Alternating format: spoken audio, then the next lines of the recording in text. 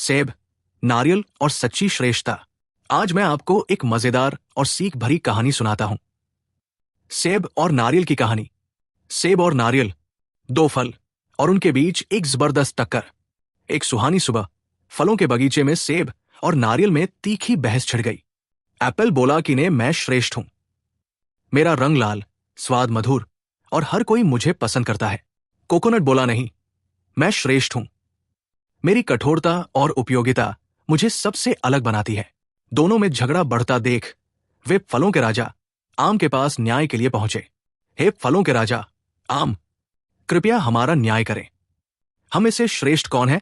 आम ने कहा, हम इन दोनों को परखूंगा और कुछ देर सोचने के बाद बोला, मेरा निर्णय है, नारियल श्रेष्ठ है। सुनते ही सेब का चेहरा गुस्से से लाल हो उठा और वो बोली, मुझे आपसे ऐसी आशा नहीं थी। फलों के राजा होने पर भी आपने मेरे साथ न्याय नहीं किया।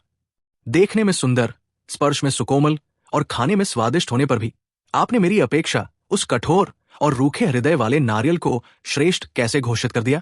आम ने बोलने के लिए अपना मुंह थोड़ा आगे बढ़ाया और मंद मंद मुस्कुराते हुए कहा, सेब बहन, इसमें नाराज होने की क्या बात है?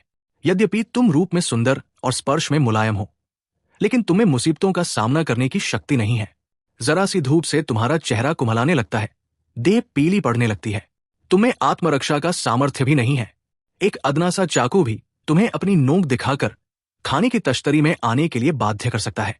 तुम्हें भले ही अपने ऊंचे खानदान पर गर्व हो, लेकिन इसी वजह से तुम गरीबों के नजदीक जाने से कतराती हो और आम जनता के लिए तुम्हारा कोई उपयोग नहीं रह गया है।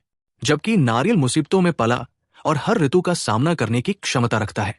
वो ऊपर से कठोर होने पर भी दिल से नरम है। वो जब मनुष्य के नजदीक जाता है तो अपनी कठोरता को भूलकर कपड़ों की तरह अपनी नरेटिव को भी उतारकर उसके चरणों में अपना हृदय निकालकर रख देता है। उसे जब बेटी की सगाई के समय याद किया जाता है तो वो अपने कलेजे को चीरकर अपनी कटोरी नुमा अंजुली में गुड़ का माधुर्य लेकर उन क्षणों को और भी भावभीना बना देता है। उसे जब भगवान के चरणों में चढ़ाया जाता है तो वो अपने गुणदोषों सहित समूचा समर्पित होता आया है। और उसी को जब किसी मांगलिक अवसर पर स्नेह के जल से छलकते जीवन के कलश पर रखा जाता है तो वो श्रीफल बनकर मनुष्य के लिए श्री और समृद्धि न्योतता आया है। इसी से मैंने उसे फलों में श्रेष्ठ घोषित किया। साथ ही उसके नाम के आगे श्रीफल जैसा सम्मान सूचक शब्द लगाया है। सुनते ही सेब का चेहरा शर्म से पीला पड़ गया और नारियल की बांछें और भी खिल गई। सेब और नारियल की कहानी हमें सच्ची महानता के बारे में एक गहरा सबक सिखाती है। सेब ने अपनी सुंदरता, कोमलता और स्वाद पर गर्व किया, लेकिन उसमें कठिनाइयों का सामना करने की शक्ति और आम लोगों के लिए सुलभता की कमी थी। नारियल भले ही बाहर से कठोर हो, ने अपनी सहन शक्ति, बहुमुखी उपयोगिता और मानव जीवन में निस्वार्थ योगदान, चाहे वो पूजा, उत्सव या दैनिक उपयोग में हो, के माध्यम से अपनी श्रेष्ठता साबित की। राजा आम का निर्णय दर्शाता है कि सच्ची श्रेष्ठता सतही गुणों में नहीं, बल्कि ताकत, विनम्रता और दूसरों की सेवा में निहित है।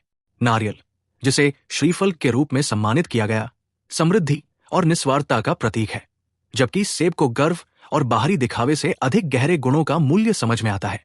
ये कहानी मनुष्यों को प्रोत्साहित करती है कि वे सहन शक्ति, विनम्रता और सेवा की भावना को अपनाएं, क्योंकि यही गुण सच्चे सम्मान और आदर की ओर ले जाते हैं। आशा है कि यह लोक कथा आपको पसंद आई होगी। धन्यवाद।